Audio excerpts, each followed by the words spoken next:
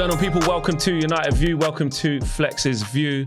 And I have to talk about the big news today. This man behind me, Jadon Sancho, man.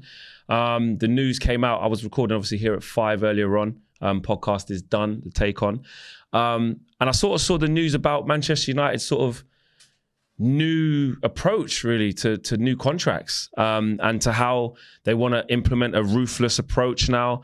And this has been spoken about in terms of the first sort of player to be a part of this is Jadon Sancho. And it's part of Ineos's plan and approach of when they do come in to Man United and how they want to change things. So very, very strong words. I mean, from some of the stuff that Melissa Reddy has been saying, she says Man United will implement a more ruthless approach to player contracts. The club want to prioritise the right culture and recruitment strategy over business interests. United will be more willing to terminate contracts. Discussions have taken place over the Jadon Sancho situation. And she goes on to say, Sky Sports News understand this will form part of the directive to strengthen football operations when Ineos's 25% stake in the club is ratified. United will be more willing to terminate contracts if it's for the greater good. The discussions to this effect have taken place over the Jadon Sancho situation. Now, there is more on that. But just the initial my initial reaction to that, when you read that article, and Melissa Reddy's gone strong. Like we've just seen, again, how I reiterate how these stories kind of work. We've just seen what happens when big outlets don't, go to Manchester United for comment or do publish things that are way left, excuse me, or way right. So there's got to be something in this. And if you're talking about what we want as fans, it's the club to change. We want the culture to change. We want the recruitment to change. We want how we give out contracts to change. We want how we sell players to change. We want how we buy players to change. We want it all to change. And this, I think, is refreshing. Now, you can look at this one of two ways, right? Of course, there's the side A, right? Which is that you spent huge money, the best part of £73 million on Jadon Sancho, and then you're going to rip him up and let him go for free. However, we've tried to do have a situation where we protect the value of players, but we've ended up pricing ourselves out, or ended up pricing players out of moves because they're on too much money and they refuse to leave. And transfer fees in terms of the players dropped in value from what we originally bought them for because they haven't kicked on at Man United. A buying club's never going to give us more than what we paid for a player. For many of our players, if not most, if not all, actually, at this current moment in time. I would welcome that. And during this piece from Melissa Reddy, she goes on to talk about Man United have basically, ironically, looked at Arsenal and said that United want to be more culture-focused in their decision-making and have noted Arsenal as an example when cutting ties with big players. And when you look at Aubameyang, when you look at Ozil, when you look at Pepe, these are all players at Arsenal that are on huge money, came in on big transfer fees with big expectations, and were big players for the football club, especially Ozil and Aubameyang. And it got to a point where, again, I always use Arsenal as an example up until a point, because there are some parallels, but there's also some parallels that don't apply to us, which I think we try to always use. But one parallel I definitely draw with Arsenal is the fact that they had to hit the stop button. They had to stop what they were doing. They had to get around the table and say, we can't operate like this. This is not working. How do we move forward? How do we get to a place where the types of players we're bringing in have value, we hold their value, and how do we change the way that we do things? And that's exactly what they did. And they said there's going to have to be collateral damage. There's players here on huge contracts who are not part of this anymore. There's players here where we want to create a new culture where we don't end up with somebody on these types of contracts versus other players who aren't, and create that disparity during the dressing room. And I know, look, it's Man United, so we're a bigger club and we have more money to spend, but it doesn't mean we should abuse that power. It doesn't mean we should abuse that status and abuse that walkie, because look where it's got us. It's got us to being potless, where FFP's basically got us hands tied behind our back. It's got us with a rotting squad, with people that look like they're nowhere near it. And it's also got us to a point where we cannot offload players in order to do something different. We've seen it many, many a times. We've seen it potentially with the Jadon Sancho situation. Anthony Martial still at Manchester United going for a free when he's on 250 grand a week, supposedly. We saw it with Paul Pogba, really, really poorly managed there. We've seen it with, whether it be Di Maria, people like that. Lukaku was a bit different because we did recoup quite a bit of the money that we spent from him. You know, Memphis Depay was probably on huge money at the time. We've seen it. It's happened so much. You know, Zlatan's a bit different because of the age. But there's been so many players come through the club, get new deals, and then the players that have stayed, you look at what's going on with Marcus Rashford. Listen, I want him to do well, and he's an academy graduate, and we want him to, you know, be the poster boy for Man United and do absolutely brilliantly. But look at the contract he's on now and look at how he's performing. Look at the likes of Casemiro, maybe even Varane, especially Casemiro. On 350 grand a week, we give him a 5-year deal. There was reports today saying that, you know, Erik Ten Hag wants to keep Rafael Varane and Casemiro beyond the January transfer window because unless a big offer comes in where Man United can't say no, but then Erik Ten Hag's going to want those guys to be replaced and we don't have the money to do it. So actually, with the situation we're in, it probably is better to keep those two. But we have to change. And if Sir Jim Ratcliffe's going to come into Man United and say, this stops now, you know, Jean-Claude Blanc, I saw Fabrizio Romano saying yesterday that it's pretty much a formality. You know, he is going to become Manchester United's new CEO. We'll have to wait and see. Nothing's confirmed yet. Ineos still haven't confirmed their takeover, but we know it's incoming. There is big change. There's talks about Dan Ashworth as well coming in as sporting director and things like that. The club must change. And part of that, me personally, I want to know what you guys think, that's exactly what I want to see. Of course, Ten Hag's still got a job to do.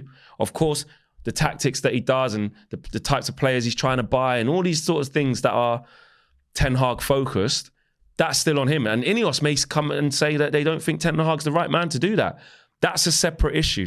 This video is not about that. This video is about the news that Melissa Reddy saying that Manchester United want to change their culture. That is music to my ears.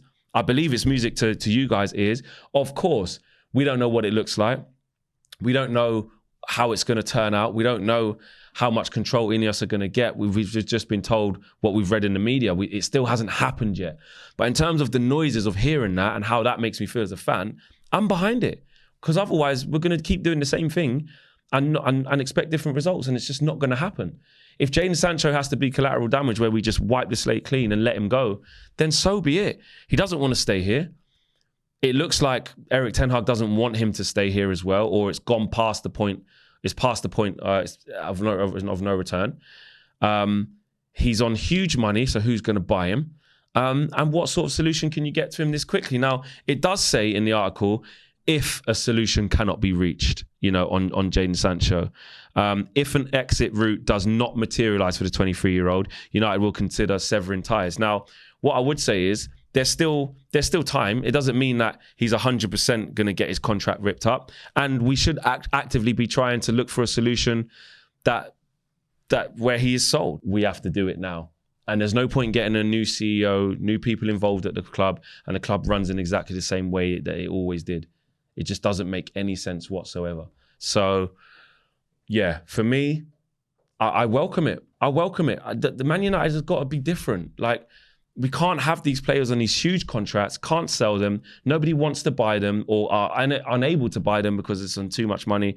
And also the harmony within the squad. When you get a young player coming through or a player who's been there for a while, maybe like Scott McTominay or, I don't know, different types of players going to looking across the dressing room saying, hang on a minute, you know, you got this guy who's not even training with us. Can't even train with us on 350k a week. You got Martial hasn't completed 90 minutes in nearly 3 years, I think, or over 3 years now, on 250k a week. You got Casemiro. Listen, won everything there is to win in football. A lot at club level, won everything there is to win on huge money. What does it look like? Anthony's coming, not performing, huge money. You know, Marcus Rashford, fair enough, earned a new deal, but he's on huge money. Like, it has to change. Players also need to know that they can't just walk into Man United and be like, cool, you know, I know I'm on massive wages already. Even Jadon Sancho coming in on such a big deal that he did on 350k a week, even away from Jadon Sancho, how he's behaved, what was the incentive for him? Where was only one or two things is going to happen? Either he plays absolutely crap and rubbish, or something like this happens where he's stuck on that money and we can't shift him, or he exceeds in that first 18 months and then he's going to want a contract renewal on top of a 350 grand a week. Where'd you go there? $500,000 a week? Do you know what I mean? So you're not giving yourself any sort of wriggle room or room to maneuver for improvements for new contracts that you've earned, or in our situation, which happens more often than not, getting rid of players who were not up to it. Just a bit more on what Melissa Reddy did say. She says they want to also stop unnecessary contract extensions at United if it doesn't make football sense. Again, this is what we want to hear, football sense. In the past, lucrative fresh terms on deals would be sanctioned to protect the player's value and avoid losing them on a free transfer. This has been counterproductive for United as it priced players out of being sold, which I just spoke about, and flagged as one of the core reasons the club find it so hard to trim the squad and make a profit on outgoings. Exactly, because we can't sell players. Every other team, City, Cole Palmer's barely kicked a ball for City. He's gone to Chelsea for £40 million. James Trafford, I believe, he's gone to Burnley. We went to Burnley for the best part of £19 million. Look at Chelsea when they've sold players from out of their academy. People like what's his name? Lewis Hall went to Newcastle. Like, I know it's going to be in instalments, but like £33 million. You know, it's insane money. I don't know if Livramento's there on a permanent or not, but you know, look at Lavia. Lavia ended up making a move to Southampton, you know, for big money. Then look at what's happened. From City to there, and then look at where he's gone to now, and he hasn't even kicked a ball, you know, for like 50 odd million. So teams, there's so many good examples of other teams, big teams as well, who make money off selling their players and do it well, apart from us, you know. Teams lower down the league, I mean, look at Brighton as a perfect example of how they keep flipping their players for big money. The belief is that more stringent the belief is being more stringent over the contract process will aid the objective of selling better, which in turn would give United more capacity for buying. Doesn't take a rocket scientist to work that out, does it? Again, this is why we need the professional people in the correct roles, the right people in the right roles. There's also a quote from John Murtough, which I think he said a little while ago to the fans forum about signings. There is always there will always be the possibility of deals around the edges of the squad, particularly in terms of finding opportunities for players who are not playing as much football as they would like. So again, we're expecting us to trim the squad. Donny van der Beek's gone out to Germany to complete his move. I think it's Frankfurt. I think he's done that. And obviously the Sancho situation. And there was reports today, like I said, that Ten Hag wanted to look at keeping Varane and Casemiro. Look, if big offers come in for them from Saudi that might not come in the summer, I think we should look at it. I really, really do, because this is where Ineos will come into it. But if Ten Hag then says, I need those two players replacing, then that leaves us with a problem. But if I'm honest, with the way our season's going, what would it look like without Varane and Casemiro? I mean, yes, Varane I want him to stay. He's our best defender. But if something big comes in where we can't turn it down, imagine 35 million comes in for Raphael Varane. I think Man United got to take that. But with 35 million, we should be able to go and get another centre-half. If something big comes in for Casemiro, I mean, we bought him for 70 million all in total, I think, maybe 60, between 60 and 70. If 45, 50 million comes in for Casemiro and they can take his wages out, we got to look at that. We got to look at that. And again, that money should be reinvested there and then. So with FFP, I know that's tough. So it depends what money we get for these guys. The good thing about Casemiro is that I think he's got like 4 years left. So even once he gets to the summer, I think he'll have He would have been there 2 years then out of his 5. So he'll have 3 years left. So there's still value on him. Varane, you probably should trigger the extension in this case so that when we can keep him to summer, he'll have a year left, and then maybe we can get a little 15, 20 million if it is going to be Saudi. So yeah, I wouldn't mind keeping both because we can look at it. But if it's money we cannot turn down, we shouldn't. So let's watch this space. Melissa Reddy's had a big report saying that Man United want to change. Ineos like the idea of changing the culture. They've looked at Arsenal and are not scared to terminate contracts. It means taking a loss, short-term pain for long-term gain, as I said, and I'm all for it. Drop a like on the videos, subscribe to the channel if you're new, and let me know how you feel about it as well. Take care. Peace.